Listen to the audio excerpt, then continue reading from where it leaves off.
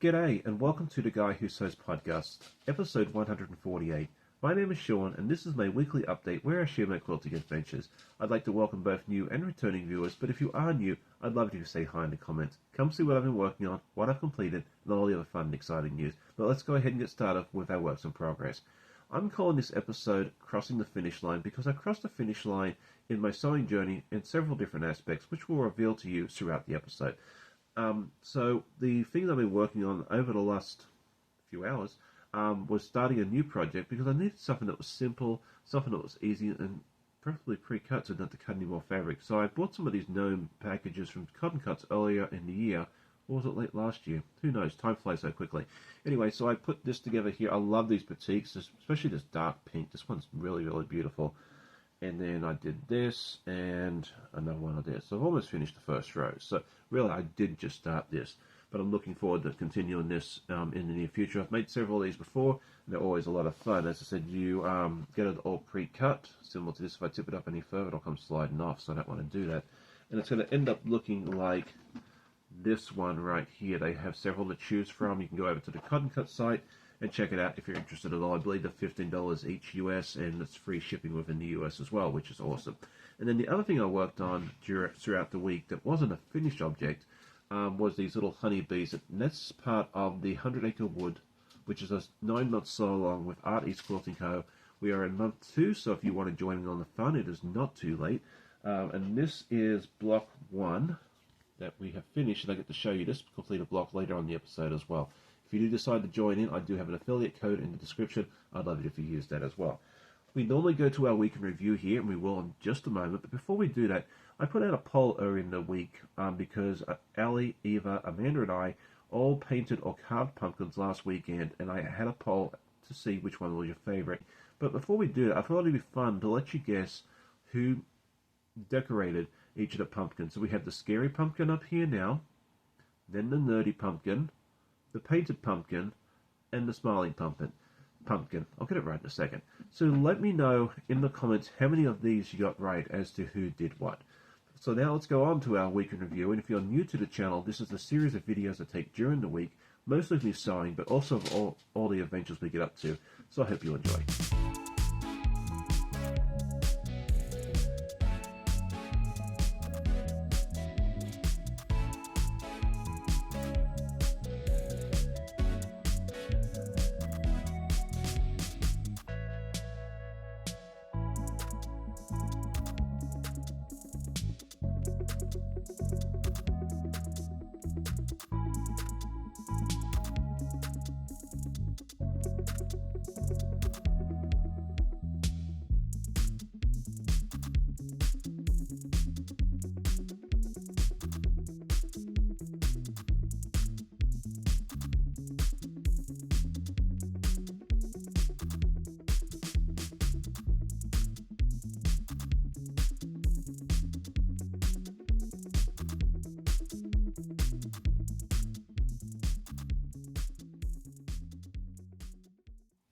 Last week I asked everybody what their go-to or favorite brand of cutting mat was, because that's one of the important aspects of a quilting journey, and I loved hearing all the responses, and it really has helped me as I start to look towards a new mat in the near future.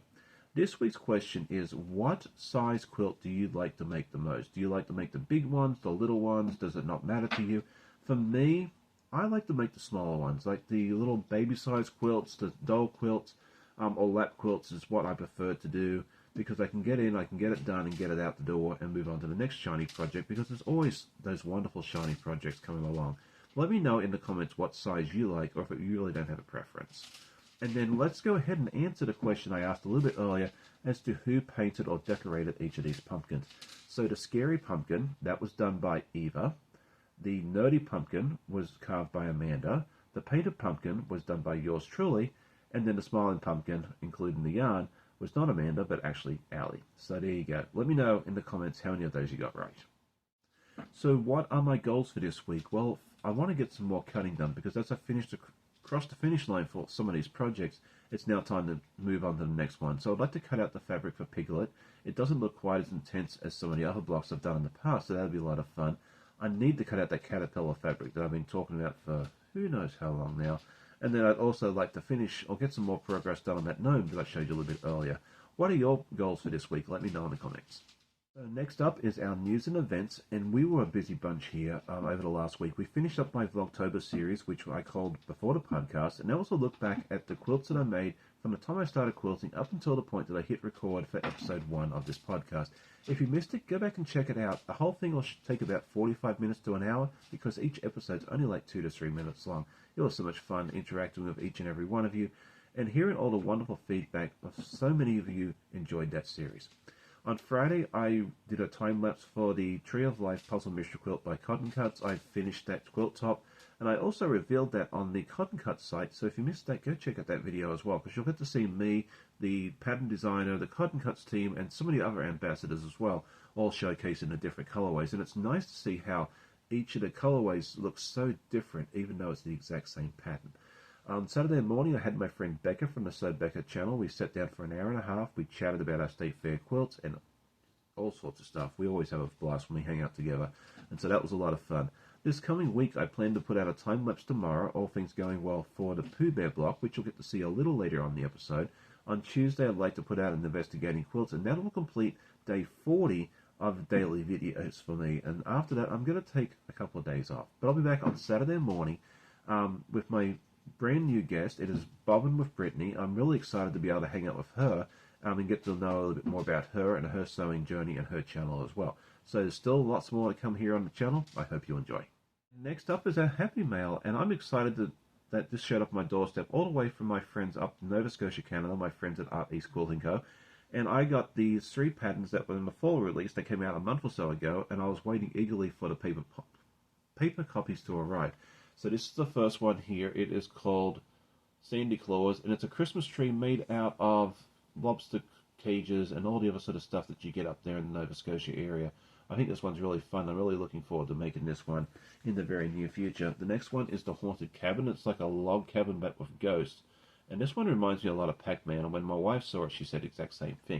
And that's really a lot of fun. And this one here, I'm so excited about. As soon as I saw it, I knew I needed to make this one in my life. And this is the Anne of Green Gables, and it's a full-size quilt. It has all the different blocks. It has Anne, the house itself, which I've been to, and it's absolutely stunning. If you ever get a chance to go, you need to go see that as well.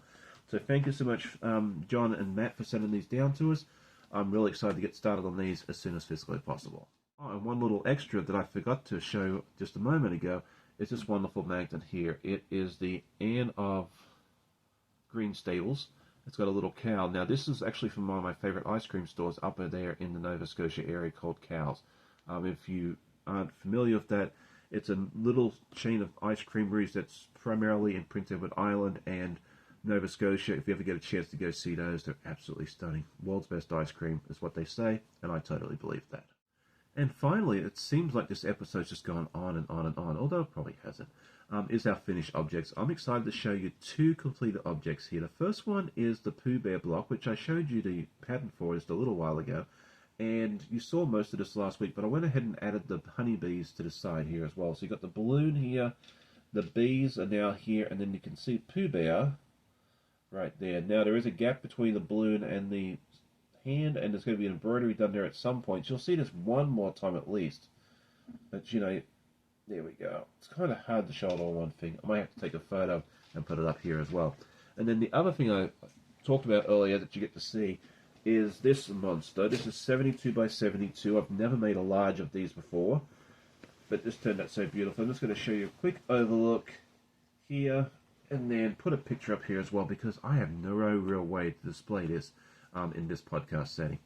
It was a lot of fun, and I'm really looking forward to getting this quilted in the very near future and be able to gift it to its new recipient.